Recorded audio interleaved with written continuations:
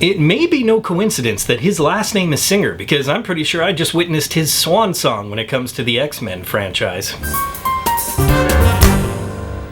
The filmmakers behind the X-Men franchise are having a little fun with things and setting this one in the 80s. Now, I was just a little guy back in the 80s, so I'm not overly nostalgic, except maybe for a time where people didn't hate the Ghostbusters. What I'm really nostalgic for is 2 years ago, a time where Fox said, sorry about X-Men Origins Wolverine, sorry about The Last Stand and Brett Ratner. It appeared as though they were ready to put the X back in Fox and learn from their mistakes. At least within the X-Men franchise.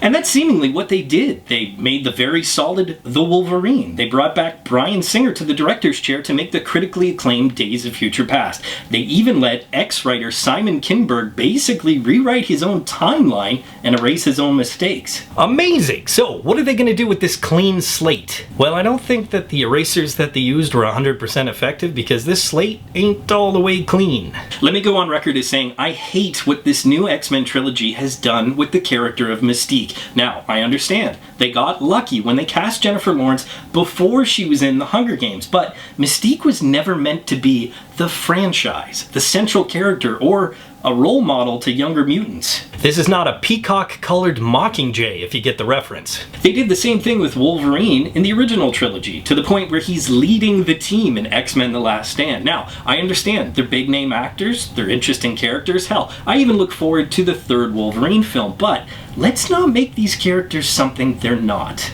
Now, I understand it's only a mild betrayal of the character to push them further into the limelight, but all these little betrayals really start to add up, to the point where Juggernaut is some Cockney-accented internet meme. And when we're talking iconic comic book characters, doesn't it all start with the look? When promo photos of Olivia Munn as Psylocke were released, I applauded the uncanny, pun intended, likeness. It was as if she was ripped straight from the comic book pages. The reboot of Storm was also very solid and looked like Storm from the comic books. Alexandra Shipp even had some nondescript regional African accent. Didn't even need an Academy Award for it either. Oh, Academy Award. Interesting segue, as it was reported that J-Law apparently hated the application of makeup in order to get the look of Mystique. So, what do we get in this film? A Raven who's not blue for 95% of the story. Same goes for Jen's ex-beau, Nicholas Holtz. He never really looked like the Beast. He looked like the Hank for most of this movie. Although, that might be better considering the previous look of Benicio del Toro's Wolfman dipped in Windex. But before you call me a nitpicking comic book fanboy, again, what I'm trying to say is the look of the characters is actually indicative of something larger. Letting Jennifer Lawrence look like Debbie Harry for most of the movie goes against everything that they set up in the previous X films.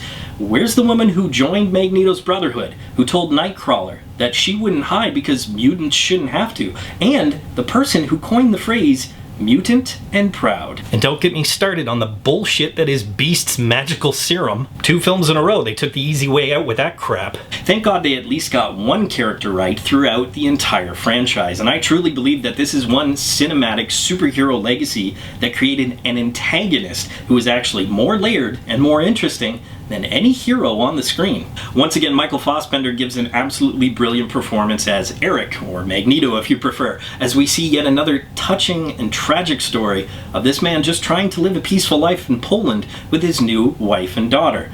Yes, another child. And if you're counting from comic book lore, that's 4 children. So I guess you could say that Magneto's real superpower is potency? To be fair, it was the best writing of the film.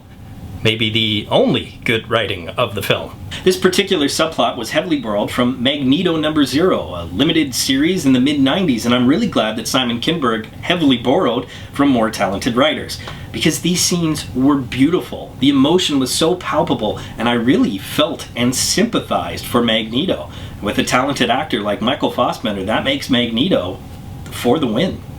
But of course you knew there had to be a catch, because not only was this particular story and Magneto severely underused, but it actually made other parts of the movie suffer as a result. I actually equate it to Batman in Batman v Superman. His 2-minute fight scene, all the Batman scenes were the best part, so give me a whole movie of that. So what I'm really saying is give me a Magneto solo movie with Fassbender already. But the biggest flaw with Magneto's story is he becomes the central character and he becomes the main antagonist. And in a film called X-Men Apocalypse that's supposed to feature the most powerful mutant in all creation, that becomes a bit of an issue. Magneto's tiny backstory was so good that I never cared about Apocalypse as the villain, and it really didn't help that he seemingly had no motivation other than a god complex, and he never really seemed like a legitimate threat. And no, that's not a shot at Oscar Isaac's vertical ineptitude. For the supposedly most powerful mutant in the world, he never really showed that power.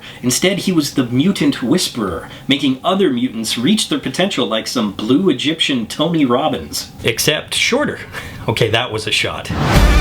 All these tiny little compromises, and no, I don't mean Isaac's, really creates a film that seems like a compromise. It doesn't seem like your typical X-Men film, and it certainly doesn't seem like your typical Bryan Singer film. Don't get me wrong, this film has a lot of fun moments, and even some moments of, dare I say, brilliance. The Quicksilver sequence is once again epic and memorable, but with all the work they did with First Class, The Wolverine, Days of Future Past, and Deadpool to once again make the X franchise solid, it seems they took 4 steps forward and 1 giant step back. The trilogy curse strikes again, and that makes X-Men Apocalypse a burn it. That was hard to say.